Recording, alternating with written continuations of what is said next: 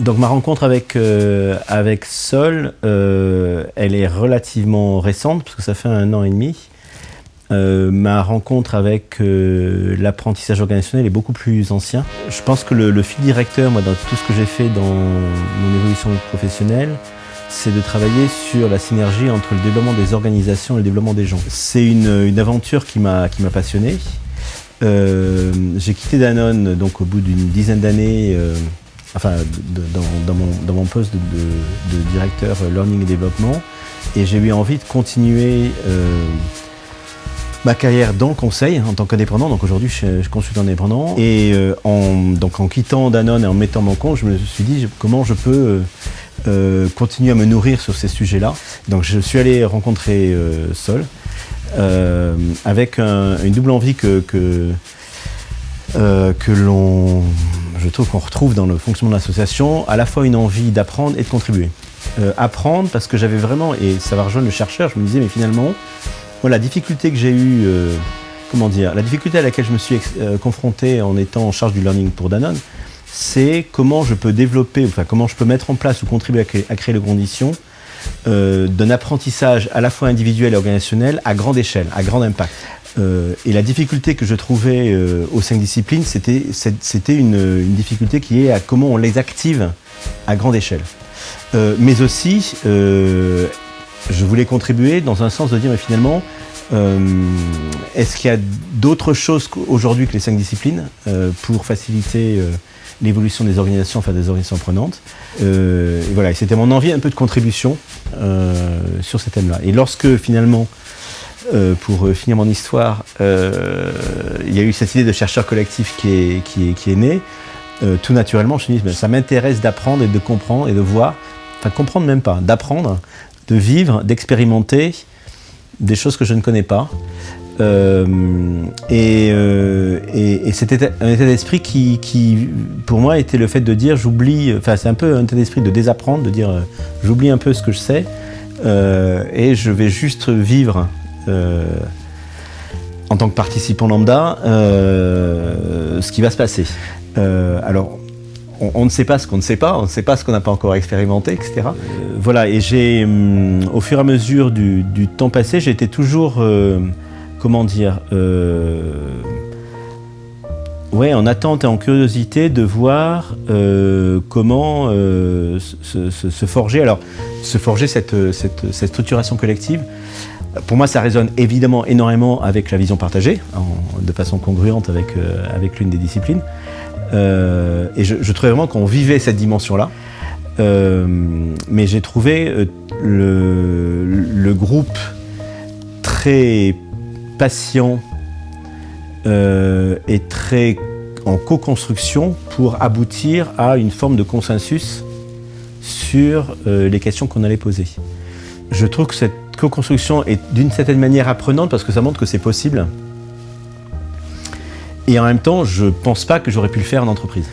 Donc dit différemment, je trouve que le chercheur collectif est aussi, en tout cas pour moi qui ai une expérience d'entreprise majoritairement, à la fois dans le conseil et chez Danone, une occasion de curiosité, d'expérimentation, de choses que je ne reproduirais peut-être pas telles mais qui peuvent m'inspirer sur ce que je pourrais faire.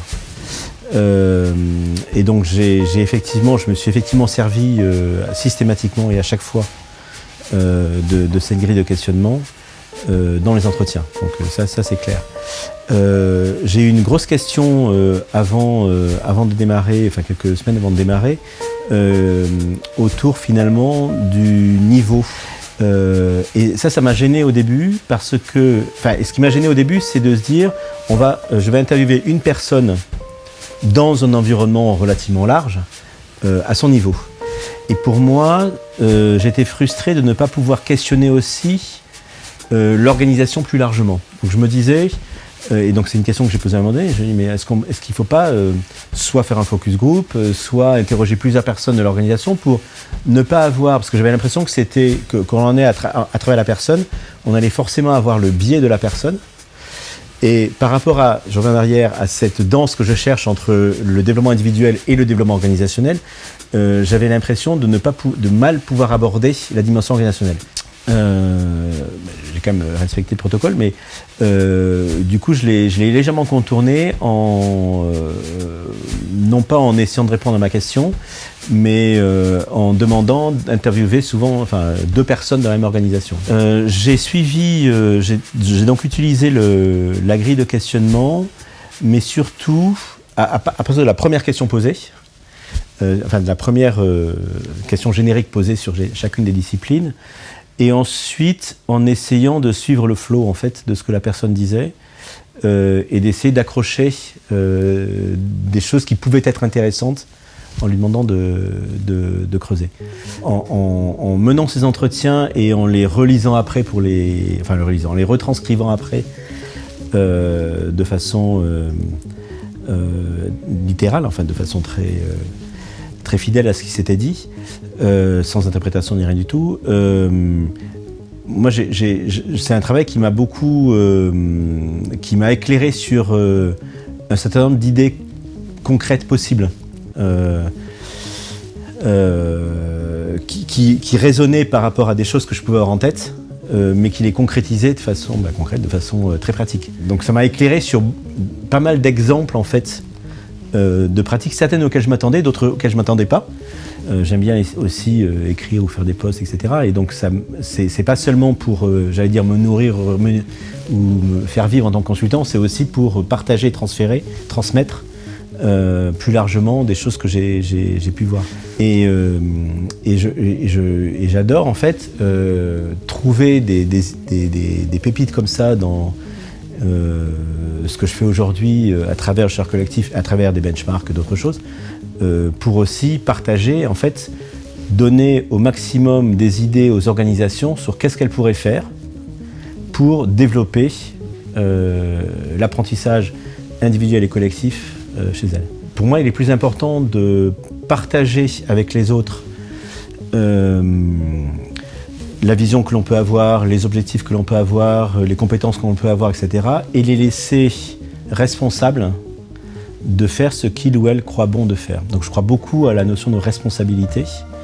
Dans le changement, on dit toujours que finalement ce qui est important, c'est qu'est-ce qui me motive moi à changer, pourquoi moi j'ai envie de changer.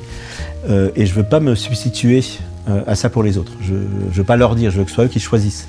Mais pour qu'ils choisissent, la question c'est comment je peux contribuer à leur donner tous les éléments pour ça. Alors, tout à l'heure je disais que la production des questions collectives m'avait paru longue, mais en fait je pense que ça a été possible parce que tout le monde autour de la table partageait quelque chose en commun, qui est de dire on a envie d'être en co-construction jusqu'au bout. Alors c'est pas terminé encore, hein. Il y a encore un peu de chemin à faire. Il y a 2 idées qui me viennent. La première idée, c'est copyleft. Donc moi je suis un adepte du copyleft, je crois fondamentalement au copyleft. Je trouve que la collaboration est plus créatrice de valeur, en fait. Je pense que c'est plus créatrice de valeur et que ça fait plus avancer le monde globalement sur le fait de partager les idées. Je trouve qu'il y a une très bonne mise en contexte, en fait, me semble-t-il, du chercheur, au sens quels outils on nous suggère, quelles modalités on nous fait vivre. Et donc je trouve que cette mise en condition, elle est forcément partielle, on aurait pu faire différemment. En tout cas, pour moi, elle a de la valeur.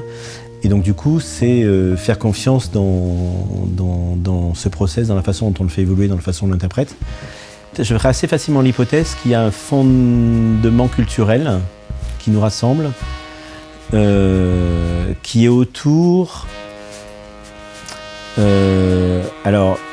d'une part de la croyance de l'importance de l'apprentissage, à titre individuel et pour les organisations, premièrement, et que deuxièmement, il y a un côté un peu chercheur dans chacun d'entre nous. Alors, je suis plus un praticien qu'un chercheur, à titre personnel, et quelquefois, c'est un petit peu ce qui m'a... ça m'a pas gêné, mais un petit peu ce qui m'a... ce en quoi j'étais un peu moins... je me sentais un peu moins concerné dans la part des discussions du chercheur collectif que j'ai ressenti très chercheur. Puis il y a une dimension humaniste, hein, quand même aussi, je pense assez claire. Moi j'adorerais que le chercheur collectif accouche d'une 6e discipline. Et donc, d'une part, je me dis, il y a tellement de choses qui se sont passées que je trouverais normal de pouvoir faire émerger, alors je ne sais pas si c'est une 6e discipline ou un truc transversal, j'en sais rien, mais quelque chose qui renouvelle, d'une part, et puis deuxièmement, parce que les organisations et les gens, et nous, on aime le nouveau, hein, et on est tous en recherche d'innovation, etc. Et même si c'est psychologique, je trouve que ça peut être de nature à nous faire rentrer différemment dans le XXIe siècle et apporter quelque chose une forme de rupture qui redonne du dynamisme.